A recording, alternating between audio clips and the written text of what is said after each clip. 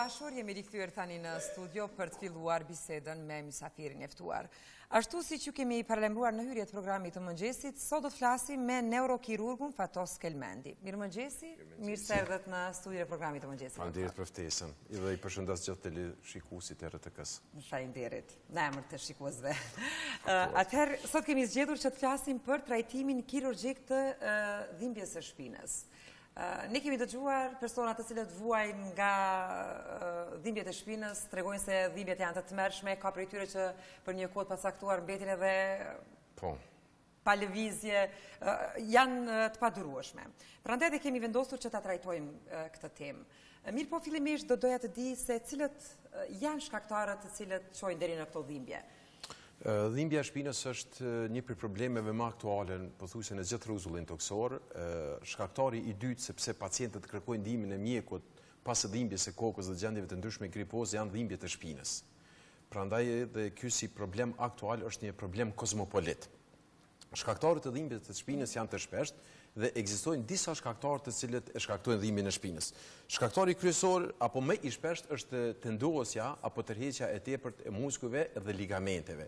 Ne e dimë se ky është boshti kurrizor, edhe në boshtin kurrizor, domethënë forcinë e tina e mbajnë muskujt të cilët kapen prej kësaj pjese, domethënë pelvikut, në pjesën laterale apo anësore të boshtit kurrizor, edhe muskujt të cilët vijnë nga prapa, të cilët e ruajnë biomekanikën e boshtit kurrizor me një fjalë. Dhe si pasojë e tërheqjes së këtyre muskujve dhe këtyre ligamenteve, këta mund të jenë shkaktar fillestar të dhimbjes së shpinës apo shkaktar mjaft të shpeshtë të dhimbjeve të shpinës.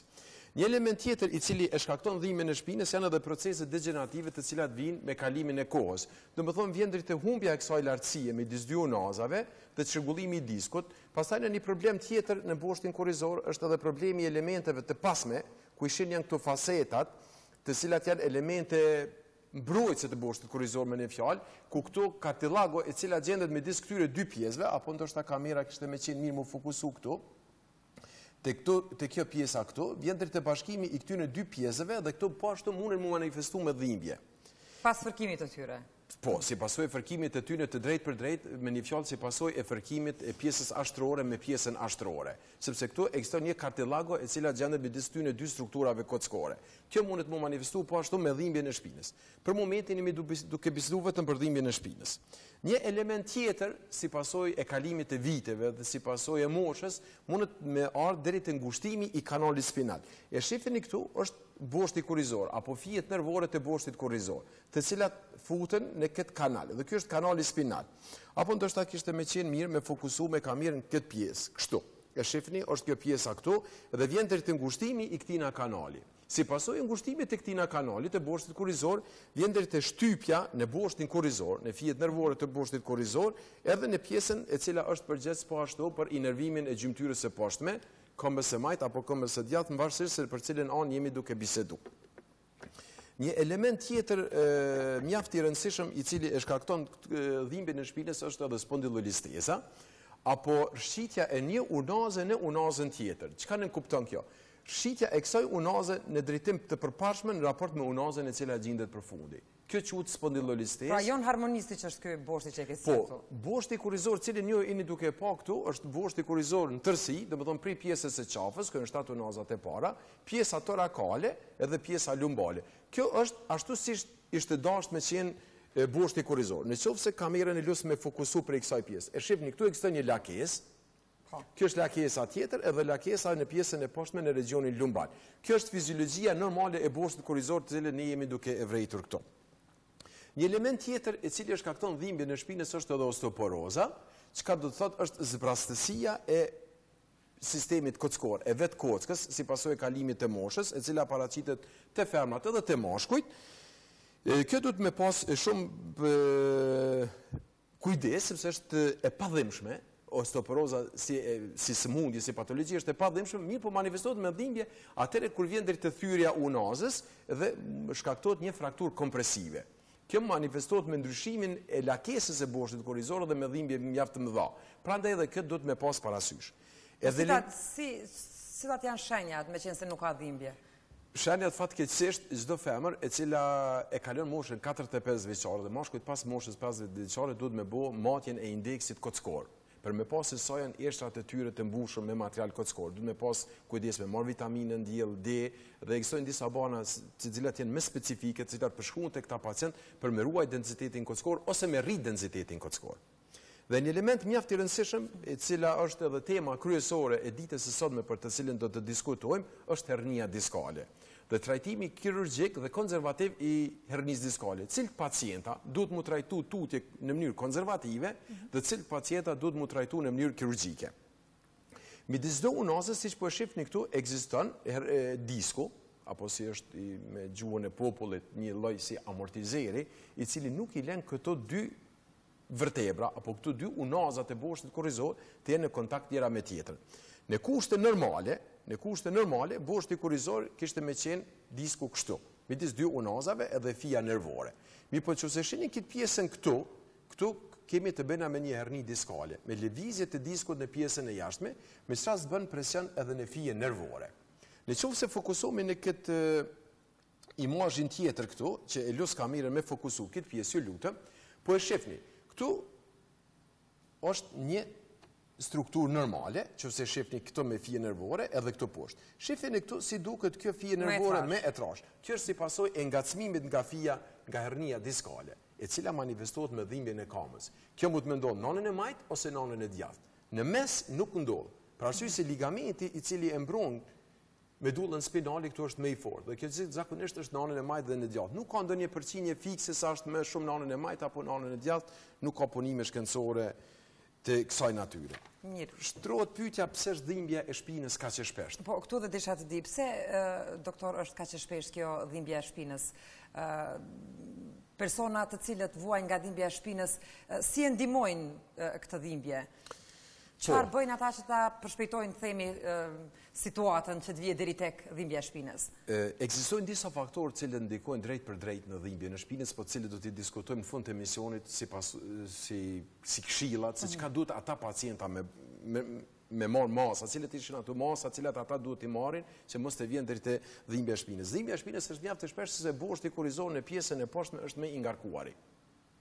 Domethënë, muskujt e cilët e mbajnë boshtin korrizor, edhe vetë pesha e gjithë trupit pothuajse manifestohet në këto dy vertebra në pjesën e poshtme. Dhe kjo është arsyeja pse vjen deri te dhimbja e shpinës, apo pse dhimbja e shpinës është kaq e shpeshtë. Edhe pse ekzistojnë disa faktorë precipitues, si pasojë punja rënd fizike, puna me vibrator, pozitat e detyrume, siç janë për shembull pozita ulur dhe e lakuar përpara, ngritja e peshave, tërheqja dhe shtyrja e peshave, janë gjithë faktorë precipitues të cilët mund të ndikojnë në degenerimin e hernisë diskale. Dhe këta faktorë drejt për drejt ndikojnë në shkaktimin e kësaj patologjie në fjalë.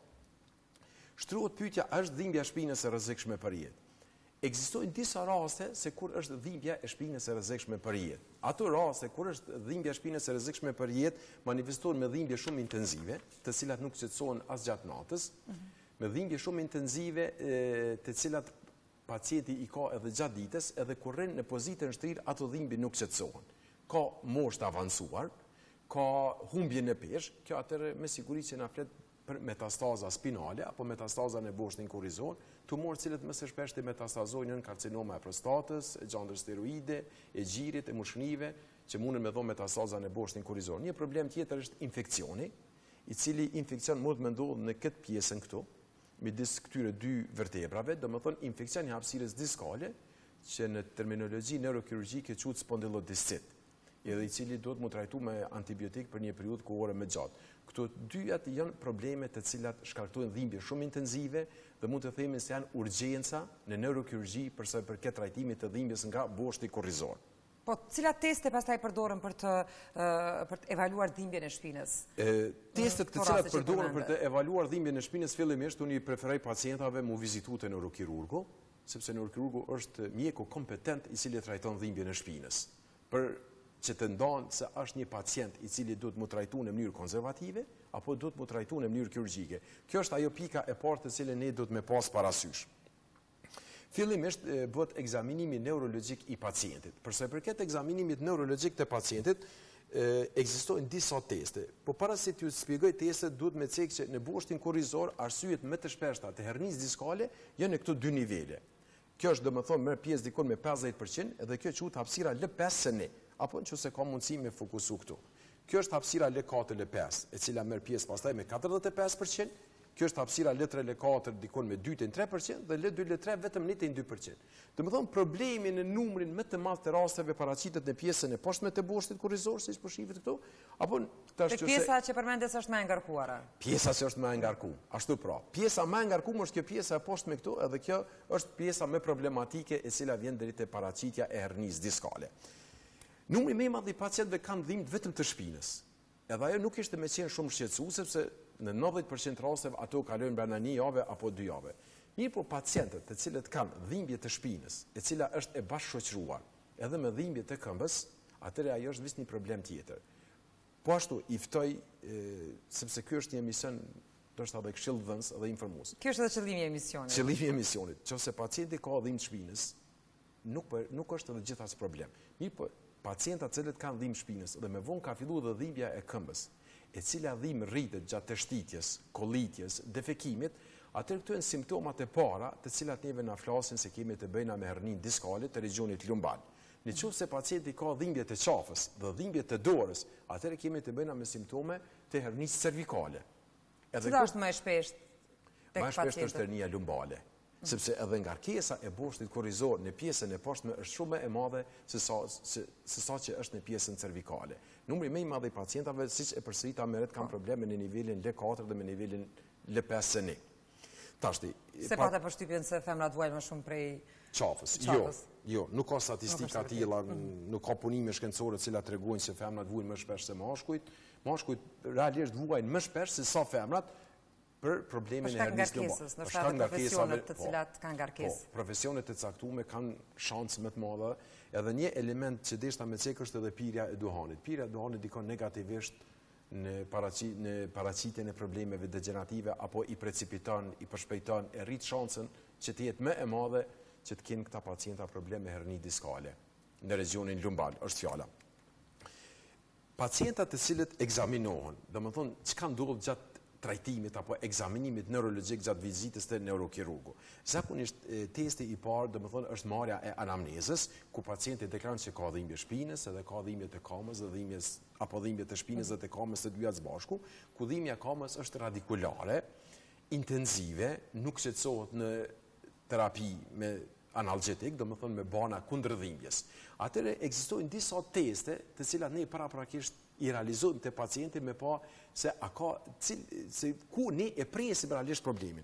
Në qovë se kena të bëjna me herninë diskale në nivelin L5-ni, domethënë kjo është pjesa e fundit e unazës tu, atër pacienti në një pozitë të shtrirë, duhet me bo fillimisht testi i parë i cili quhet testi i lasegut. Testi i lasegut e shifni është pacienti i shtrirë në shpinë dhe fillojnë atë ngrisin këmbën sipër. Në qovë se pacienti fillon me ndjedh dhimbje, siç po shifni, këto është nervi ischiadik, që se ka mundësi kamera me fokusu. Adnalin e kemi këto nuk ik asnjë detaj. Domethënë është nervi ischiadik dhe me fillimin e lëvizjes sipër, që quhet shenja e lasegut, atëherë pacienti ka dhimbje dhe nuk mundet me toleru ngritjen e kamës. Ky është simptomi i parë, domethënë quhet simptomi i lasegut. Po ashtu, nëse pacientit në të njëjtën kohë, kur e kemi në pozitën shtrirë, ne kërkojmë nga pacienti, siç po shihni këtu, kërkojmë që pacienti me tërheq shuplakën e kamës nga poshtë. Nga poshtë, domethënë i thojna që me shty shuplakën e kamës. Pacienti e vrena që ka dobësim. Nuk po mundet me shty dorën tonë me shuplakën e kamës. Domethënë ishin këtu dy teste, pra ti bojmë bashkë edhe një herë këtu, siç e përmenda. Ngritja e kamës, shenja e lasekut, e kemi fjalën për nivelin L5-ni, edhe shtyrja e shuplakës së kamës nga poshtë. Këto janë dy simptome, të cilat neve na flasin që kemi të bëjna me problemin e nivelin L5-ni. Dhe elementi tjetër është se këtu kena të bëjna me çrregullimin e sensibilitetit sipas dermatomës, sepse çdo fije nervore e inervon muskujt e caktuar, edhe pjesën e caktuar të kamës, e vrena që pacienti ka çrregullime të sensibilitetit e shefni L5-ni në gishtin e vogël të kamës. Është e dukshme kjo? Po, është e dukshme kjo. Po, kjo është e dukshme, po, sa po shohën kamera, mire ka fokusu. Domethënë ka të bëjë me pirjen e këto gishtat e vegjël të kamës. Vetëm pirjen, se mendova tash mos ka ndonjë shenjë më identifikuese. Jo, nuk ka shenjë identifikuese, po neurokirurgu i cili e bën këtë punë çdo ditë shumë lehtë identifikon çrregullimin e sensibilitetit në këtë pjesë. Këto janë 3 simptomat të cilat flasin për këtë nivel. U fokusova në nivelin L5-ni sepse ky është problemi më i shpeshtë. Domethënë në 50% raste ne e përmendim që është në nivelin L5-ni. Në nivelin L4, L5 edhe është refleksi i ahilit, domethënë i cili është pashtu një simptom i cili na flet për diagnostifikim. Nëse kemi të bëjmë me këto simptoma, atëherë hapi i jashtëm është kërkimi i një rezonance magnetike, po e përsëris, rezonance magnetike jo CT, sepse është teknologji e fundit, nuk rrezaton fare dhe informatën të cilën e marrim përmes rezonancës magnetike është shumë më mirë se sa përmes CT-s. CT-ja pashtu është një aparat i cili rrezaton, ndërsa rezonanca magnetike funksionon me fushë magnetike, nuk ka asnjë efekt anësor, mund me bëu edhe gradë shtatzana pa ndonjë problem. Këtu janë për sa i përket nivelit. Në nivelin L4, L5 është po ashtu prap i njëjti test, të cilin ne e përdorim testin e Lasegut, domethënë fjala është për këtë pjesën këtu, si po e shihni nëse ka mundësi me fokusu kamera, ju lutem, për këtë pjesën këtu dhe ne prapë shohim se në këtë pjesë kemi të bëjna me herni diskale. Lasegu është po ashtu prap pozitiv. Edhe një detaj, lasegu është pozitiv edhe shërben si një diagnostifikues vetëm deri në 60 shkallë. Shifni këtu është 40 shkallë. Mi 60 shkallë nuk mundemi ne mu bazu në testin e Lasegut. Nuk mundemi mu bazu në testin e Lasegut. Domethënë është testi i Lasegut për L4, L5 edhe nëse e shihni këtu e kemi tërheqjen e kamës nga sipër. Domethënë shuplakën e ngre pacienti nga sipër. Mundemi me testu edhe vetëm gishtin e madh apo mundet me tërheq apo mundet me shty. Këtu janë ato 2 simptomat për të cilat po flasim. Mund të kalojmë pak të flasim për trajtimin e dhimbjes shpinës, më saktësisht do të flasim për operimin e hernisë diskale, meqense minuta po shkojnë shumë shpejt edhe. Operimi i hernisë diskale, pacientat të cilët kanë dhimbje të pak kontrolluar në analgjetik janë kandidat për trajtimin e hernisë diskale. Sa mundet me qenë i suksesshëm në këtë rast operimi?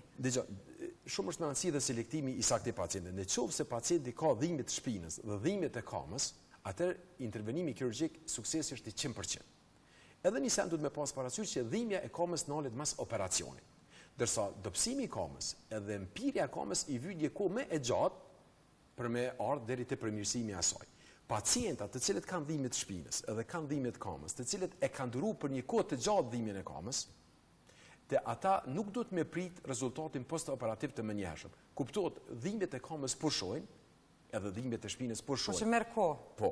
Rehabilitimi. Merr kohë pak për rehabilitim. Nuk është ajo një procedurë që me intervenim kirurgjik largohet. Mirë, po them, pacientat të cilët kanë dhimbje shpine dhe dhimbje të kamës, pacientat të cilët kanë deficit neurologjik. Pse i tregova shembull, e kanë shenjën e Lasegut pozitiv, e kanë dorsifleksionin pozitiv, e kanë plantarolifleksionin pozitiv, reflekset janë të dobësuara siç është refleksi ai lidhë patollar, ata janë kandidat ideal për intervenim kirurgjik.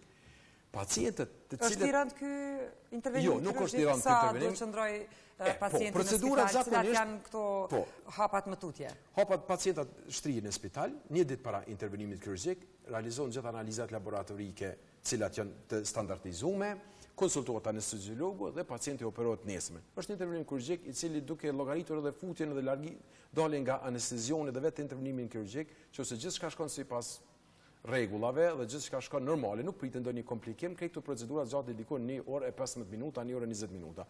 Pacientat në mramjen e parë, në orët e vëndshme, apo më së largu herët në mëngjes vertikalizohen nga kolegët fizioterapeut në klinikën tonë, edhe ata ditën e dytë më së lartu shkojnë në shtëpi. Kjo është trajtimi kirurgjik. Shpesh pacientat bëjnë pyetje të tilla se mos mundet me mbet në kolicë, në karrozë të invalidëve, nuk është e mundën. Nga hernia diskale. Njëti problem nuk ka mundësi me u përsërit? Ka mundësi me u përsërit në 56% të rasteve, me kalimin e viteve. Ka mundësi, po këtu janë statistika të cilat i ka gjithë edhe vendet më të zhvilluara në Evropë dhe Shtetet e Bashkuara të Amerikës. Domethënë, mundësia e përsëritjes në vendin tonë Kosovë është e njëjtë sikurse mundësia e përsëritjes në vendet më të zhvilluara. Domethënë nuk ekziston ndonjë send. Ju keni sjellë disa fotografi të cilat do doja ti komentonin pak a shumë. Nëse i kemi gati? Po, kjo është shiqimi i ekzaminimeve brenda operacionit, diskutimi i rezonancave magnetike me kolegët. Po. Kalojmë tek fotografia tjetër?